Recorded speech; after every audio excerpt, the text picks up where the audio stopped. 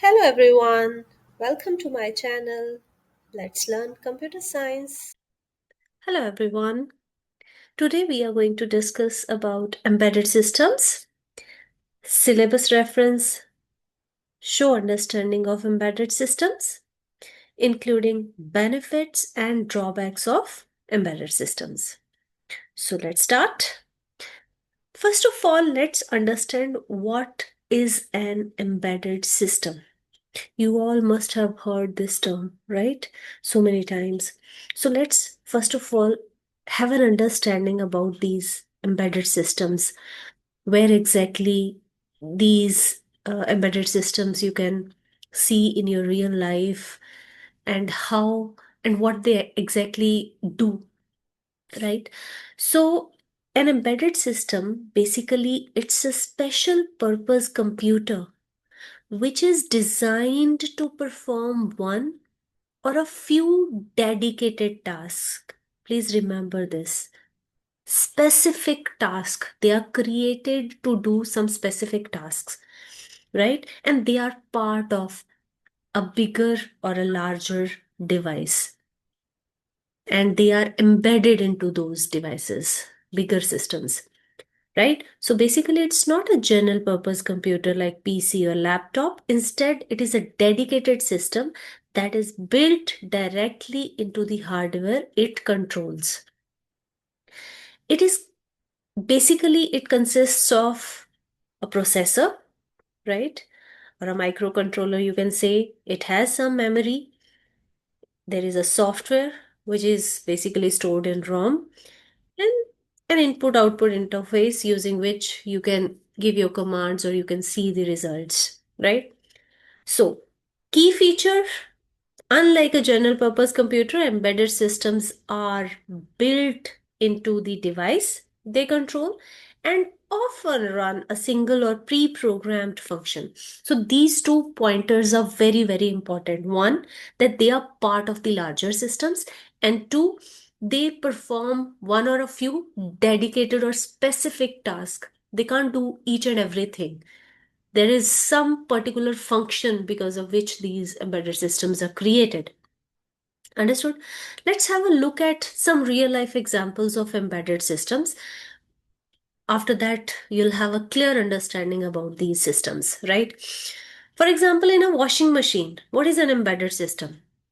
So, embedded system you must have seen in washing machines they control washing cycles, water levels. So, these are part of your whole full-fledged washing machine. Small parts of it, small embedded systems are there to control the wash cycles, or and you see that screen using which you give your commands, and you see the result also, the cycle completed or end or something like that. Microwave oven, it manages cooking time. You set your time, power level also. So that is an embedded system. Whole thing is a microwave. However, it's a part of that which controls the cooking time or the power level. Smartwatch, it tracks your fitness, displays notifications, right? Then car engine control unit, traffic lights, printers. So they all have, these days embedded systems in them. Some characteristics, if we would like to describe.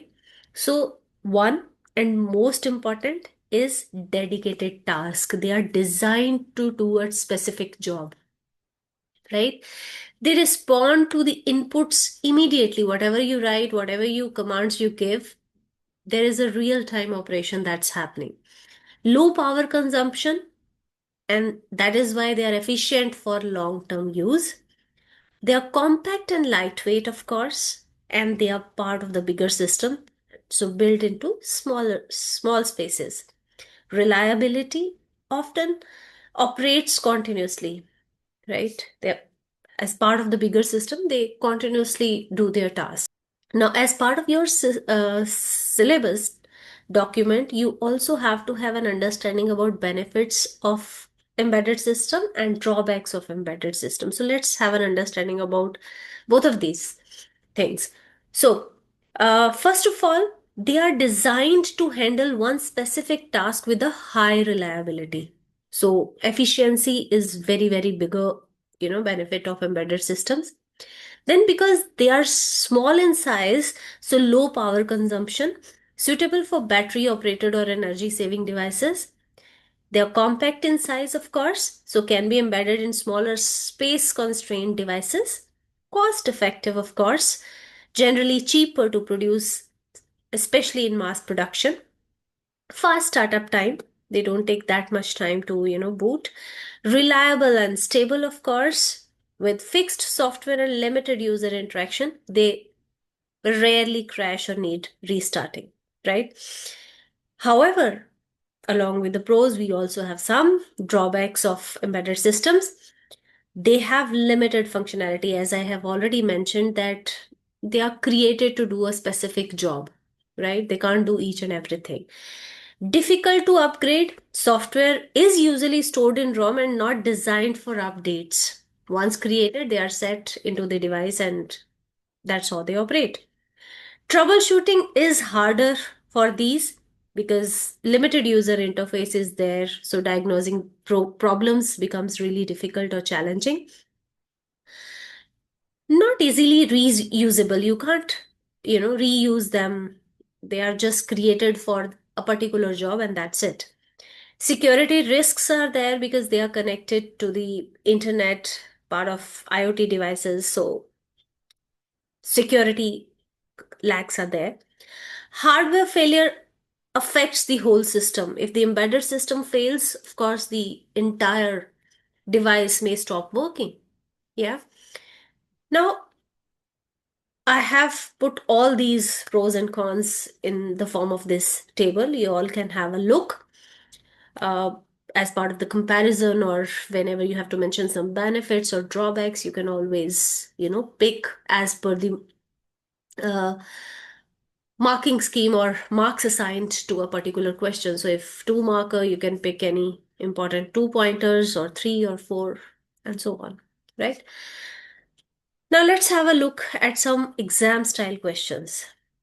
This question I have picked from May, June 2021, paper 119618 paper code. So question is, Kiara has a washing machine and a refrigerator. She has an embedded system in her washing machine. Describe what is meant by an embedded system using the washing machine as an example. So now they have particularly asked that what exactly the embedded system is when it is utilized in as part of the washing machine, right? So it is of 2 marks, so you have to have 2 points. One, where you will define what embedded system is, and two, you will explain, you will give its reference uh, as part of the washing machine, as an example, right? So, as we have discussed up here, I'll just show you the definition. Yeah. So you can pick anything from here that embedded system is part of the larger system which is designed to perform one or few dedicated tasks. So this can be taken as your definition, right? So 1 mark for the definition, we can put it here. And second point, you can write when it comes to washing machines. So if you go back here, it controls the wash cycles. So you can pick this as second point and you can write it. And you can also mention that it does not do anything else, right? Or water levels also, you can mention about that also. But this is enough for 2 marks question, right? One, definition. Two, controls the wash cycle in the washing machines. Now, the second question is, the washing machine's embedded system makes use of both random access memory and read-only memory. State the purpose of RAM and ROM within the washing machine's embedded system. Now, In my last video, we understood what a RAM and ROM is. RAM is random access memory, where current applications or current documents are saved, and ROM is where you store the startup instructions. So you can relate it with the washing machine and create your answer. So if I have to answer about RAM, so you can say that whatever commands or instructions user enters, or whatever choices user enters from the interface, that goes into RAM, right? We can mention that. So we can say that RAM stores the choices or the wash program the user has entered. And for ROM, we can say that it stores the startup instructions. So that's all for today. In the next session, we will cover principal operations of hardware devices. Till then, take care. Bye bye.